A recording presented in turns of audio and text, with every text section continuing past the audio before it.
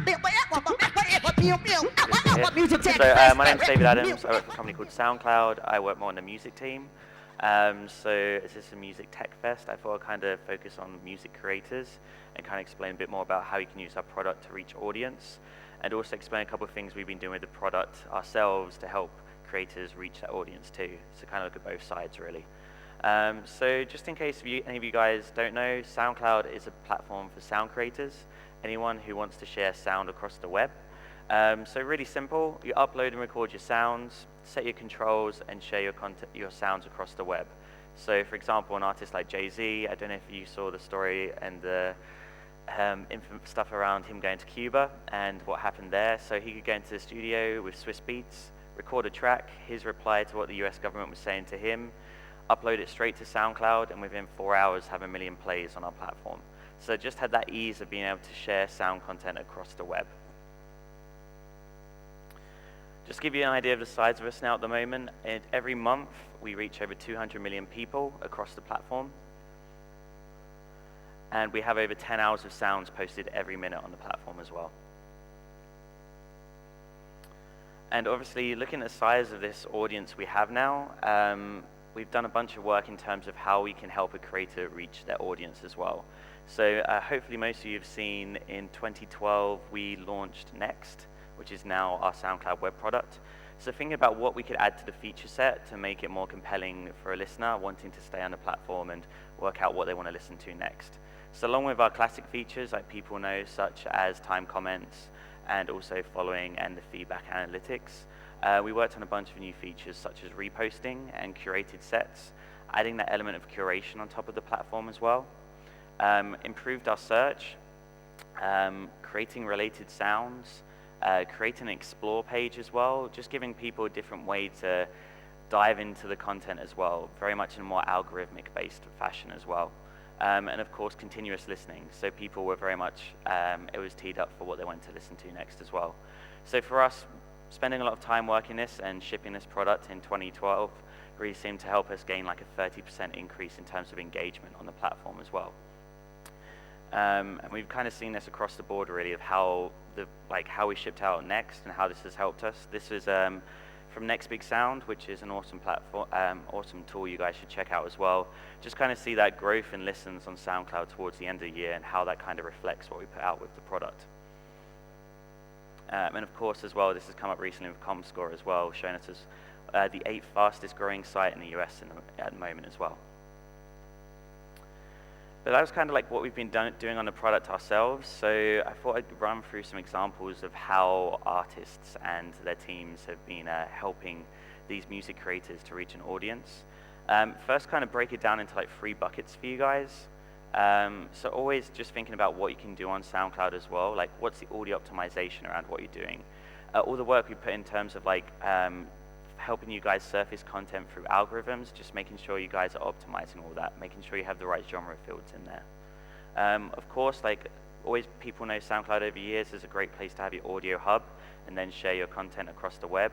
So of course, from an artist side, thinking about how they can have that content on their own websites, across their social networks, and of course, with our Hype Machine integration we launched back in 2010, allowing all that movement across that blogosphere to then be aggregated through the Hype Machine as well.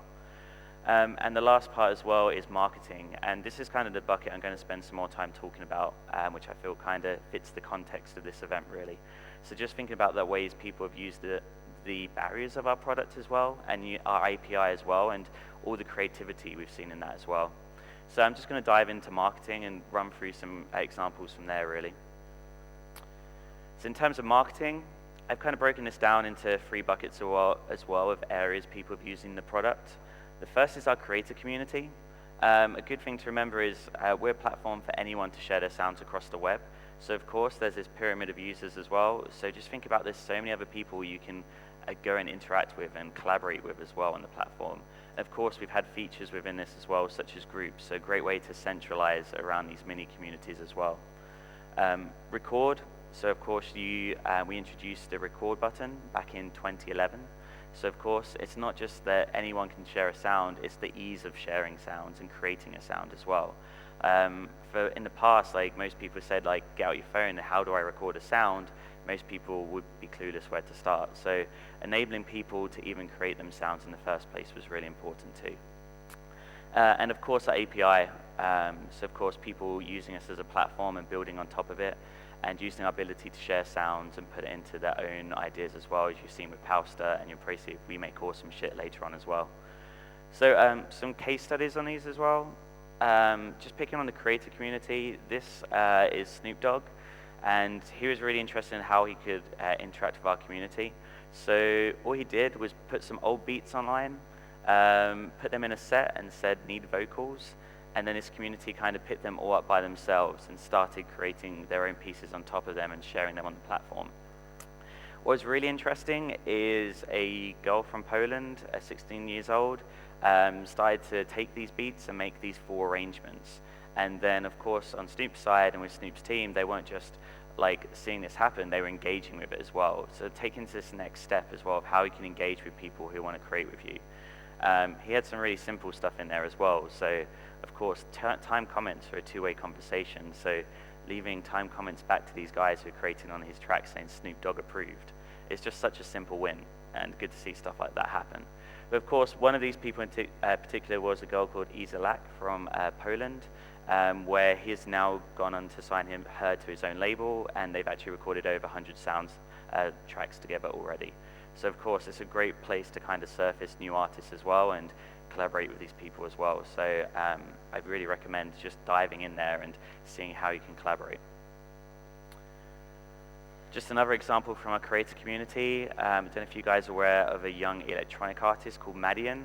Again, another artist who was discovered on the platform. Madian actually won the Pendulum Remix competition, I think 2-3 years ago now. Started to build a team from there, and of course he knows how effective being involved in this community is, so he's been getting involved himself.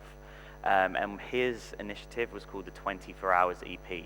So he asked any other sound creators to spend 24 hours creating 3 sounds. And he had this hashtag going of 24 Hours EP. He was doing the same, and then as the day continued, everyone was talking about how far they were. And of course, at the end of the 24 hours, he invited everyone to go share their sounds on SoundCloud and share them to his group. So a great way to bring his own community together and find his own place on the platform too. As well, just like how Snoop Dogg was uploading beats, it could be totally flipped around any other way of how you want to create and share sound content. This was an example with 50 Cent, where he just uploaded a freestyle, and literally all he did was tweet it out and said, producers, get on it. And just see this mini community kind of happen from there of how people are just creating on top of other people's sounds too. And it just doesn't have to be you being the person, it doesn't have to be just the fans creating the content. You can be taking sounds from fans and collaborating that way too. This is one of my favorite ones, which is from a UK artist called Clock Opera, where they asked fans to submit sounds to them, and they spent a weekend taking all these fans' sounds and then creating a brand new track, which they called Multi-Mix. And as you can kind of see here, you can kind of see all these black time comments. They're actually time comments from the band, helping to timestamp where they've used all those fans' sounds, so fans can come back in and see where they've been involved. So it's a great way to kind of create that connection with fans. So that was kind of the creator community. That second bucket I kind of showed you of record and how easy it is to create sounds. One artist you probably wouldn't think I'd have in my presentation today is One Direction.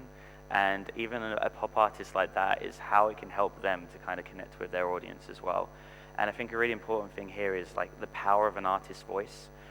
People really underestimate, like most of the time, if you want to create content with a band, you'd have to pay and have a certain video budget as well to put that content online. But just the ease of recording a sound and sharing it, you don't feel like it's coming from a channel manager. It's got the whole power of the artist's voice, but you can do it in a more cost-effective manner as well. So this was Harry Styles, literally backstage at a photo shoot, recording 18 seconds of content and just sharing it across to Twitter and Facebook. And of course, seeing something like this get over 500,000 listens as well, just is a great way for him to start interacting with his fans. And it's not even artists like the size of One Direction. Smaller artists can find interesting ways to use voice content as well. So this is an artist called Emmy the Great. Emmy the Great released a Christmas record with Tim from Ash. And the record, they were thinking of interesting ways they could use SoundCloud. We were talking about voice, and the idea of an agony aunt situation kind of appeared. So we had this hashtag of Christmas dilemmas. We asked fans to tweet in their Christmas dilemmas, and then Emmy the Great read through these, picked her favorites, and then recorded these audio replies back to fans about their Christmas dilemmas and what her agony aunt answers were, really. So all she did was took the person's Twitter handle, added the hashtag. Of course, you're showing it straight to Twitter, and of course, they're going through Twitter to go listen to that sound. So a great way to kind of bring people into and have a personal conversation with the power of an artist's voice.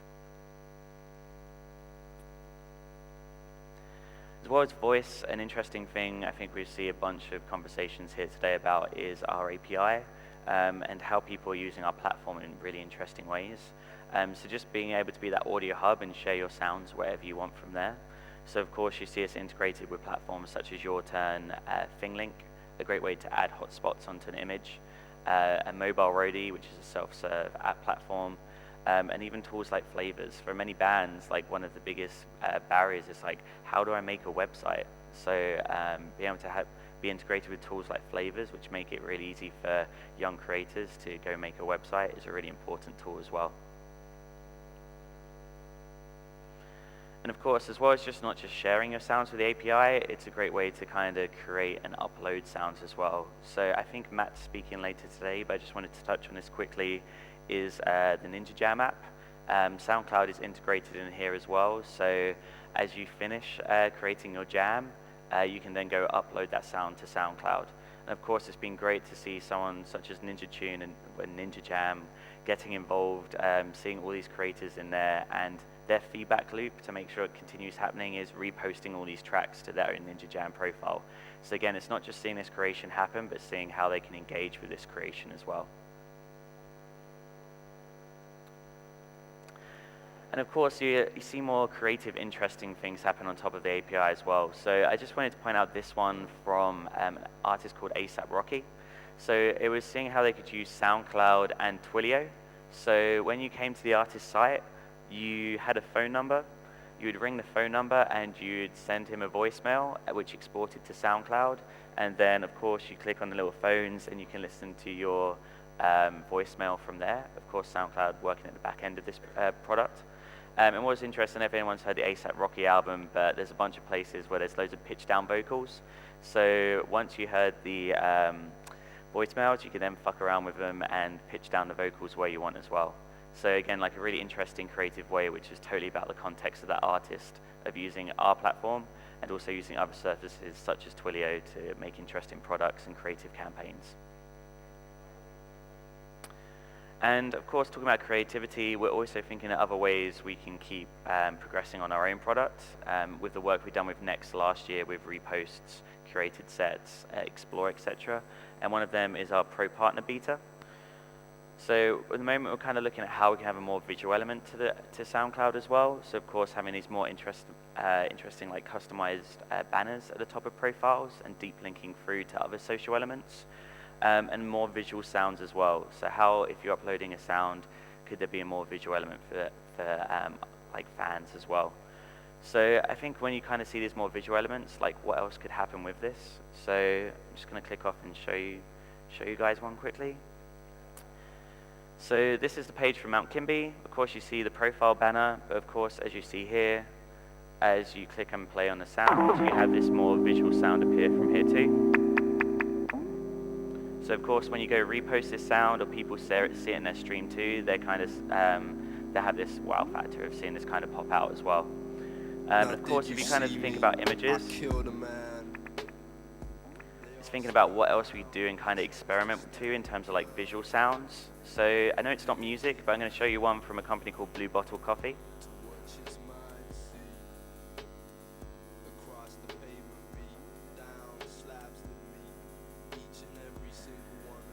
So one piece of technology we worked on as like an experiment last year was a product called Story Wheel. So Story Wheel will let you put Instagram pictures, timestamp put to the time comments on a track. So of course, taking this technology of like images aligned to the sound, this was an idea we had with Blue Bottle Coffee around creating an audio narration of going from the coffee fields to how they make their coffee, and of course with their baristas talking about how the coffee is made in the shop as well.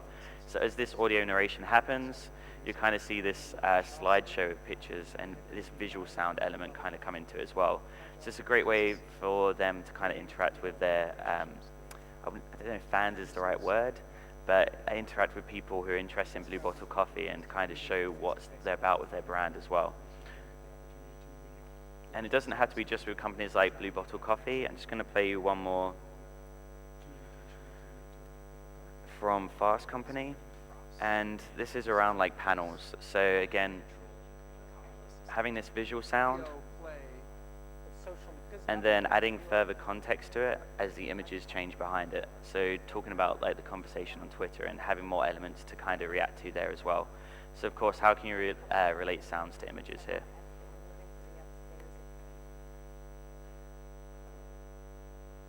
Yep, so our Pro Partner Beta, customized profiles, visual sounds. This was the example from Blue Bottle. This was some of the stuff, for example, having like showing off a map as well with Fast Company. So if anyone wants to find out a bit more about what we're doing at SoundCloud and some of the stuff we're working on, especially from a music perspective, learning about how custom campaigns using our API or stuff around voice or generally optimizing your use on the platform, we have a blog called Soundcheck. So just go to soundcheck.soundcloud.com and you can find out more there. Or we have a newsletter as well you can sign up, which it's like a monthly digest of all the content we're putting up. And if anyone has any questions or just wants to get in touch, that's my Twitter handle, and we can chat from there really. So thank you very much. Cheers.